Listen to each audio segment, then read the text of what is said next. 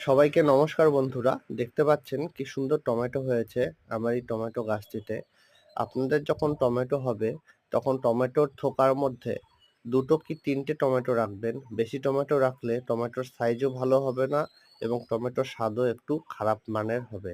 যদি আপনারা পারেন গোবর সারের পরিবর্তে ছাগলের পটি ব্যবহার করবেন।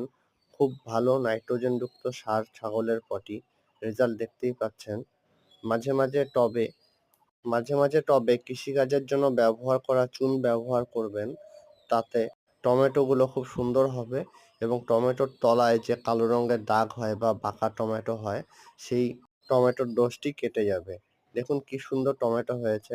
বাজারের টমেটো থেকে ওজনে প্রায় ২ থেকে ৩ গুণ ওজন হয় এই টমেটোগুলোর এবং স্বাদও অপূর্ব টক মিষ্টি এবং একটা হালকা ফ্লেভার আছে।